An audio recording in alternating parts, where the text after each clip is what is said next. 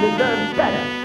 Chadwick has got to go. What's up, everybody? Another beautiful day in Azeroth, and here's how to defeat heroic one-armed Bandit. Starting off, you want to assign a few ranged players like Hunter Mage to be on coin duty. Boss will cast Payline, rolling out coins towards the back wall. If you get hit, you take a ton of damage, get stunned, and feel pretty damn stupid. Players assigned to the coins needs to go to them at the back wall and roll them away. If they roll right next to a player, they get a damage and movement speed buff, so you should aim the coin near boss so range and melee can try and get a buff. We had our coiners just continuously call out where they aimed it. Coin incoming, left side of the boss. Be careful though, when you try to get the buff, the coins has to roll past real close to you or you won't get it. So in the spirit of the raid, it can be a bit of a gamble and not always something you should do. And with more and more gear, this gets less and less needed, trying to get the buff that is. But what about my log? Tanks, you want to swap on the big hit. Deals massive damage and increases damage taken from subsequent big hits. But you will also drop a shocking field after a few seconds, indicated by the big old circle. And you want to always place these along the wall to conserve space. Throughout the fight, boss will spin to win, spawning 3 real assistant with 3 different tokens that they'll drop upon being defeated. You need to pick up and bring 2 of these tokens and insert them into the boss using the extra action button. Now, depending on the combination of tokens, you get different mechanics. If you're slow or use the same combination twice, the boss will enrage and you'll die. The real assistant, their overload needs to be interrupted. You can mark the locations they spawn at and just assign kicks to the marks. They also apply a dispellable dot on random players. Withering Flames deals a ton of damage and reduces max health over 20 seconds. Targeted player needs to run out and then get dispelled because they shoot out traveling flames upon removal. For the token combinations, this is the order we went for. First one out is Flame and Coin. During this, raid just takes massive damage, so use defensives. Second one is Coin and Shock, which will spawn a currency coil that pulls in players towards it and deals ticking raid damage. Some important coil information: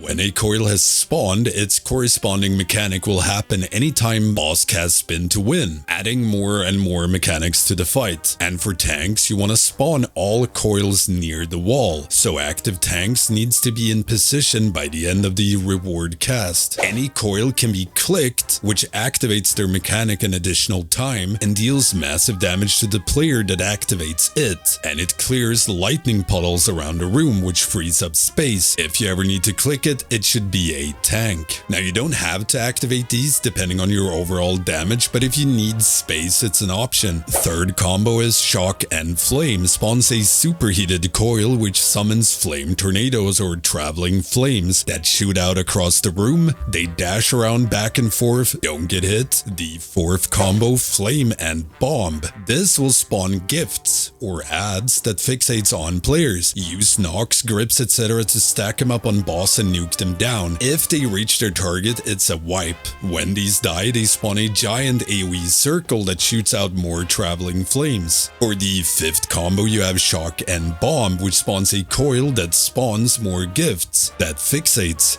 Deal with them the same way. Lastly, we have Coin and Bomb, which spawns even more gifts. But these are premium, meaning 100% more HP and 50% more damage if they detonate. So, you know, it wipes the raid a little bit faster. Boss will also overlap each spin to win with Foul Exhaust, applying 3 stacks of a massive healing absorb, which deals ticking damage until it's been out healed. So be careful with inserting spin to win tokens too early. You have 30 seconds, might as well let healers catch up before the new raid damage starts. When you hit 30%, phase 2 starts and the game is rigged. It's rigged! During this, boss will spawn coils with beams in between them and boss. Don't touch beam. You can either stack up as a group and spawn these at the wall in the back and move a little bit after each, or spawn most of them in the middle and just move boss around and dodge beams. When they spawn or are activated by the tank, they knock everyone back. Don't get knocked into beams. Several players also get get targeted by hot heat, and boss fires beams towards them after a few seconds. Aim this away from raid, and by the end of it, deal a ton of raid-wide damage with scattered payout. And finally, wipe the entire raid with explosive jackpot, which is the hardened rage. During this phase, tanks still drop shocking field, you still get coins that needs to be rolled, and you still get the healing absorbed from foul exhaust, which is pretty damn rough in this phase. I recommend popping Bloodlust when boss hits 30% to beat the explosive jackpot and rage. And yeah, let me know in the comments if you have any questions. If you want to help support my channel, check out my Patreon, Twitch, or YouTube membership. You gain access to the Stankie Discord, shoutouts and videos. Don't forget the usual stuff, like, comment, subscribe, and ring that notification bell. Thank you all for watching. I will see you in the next raid guide.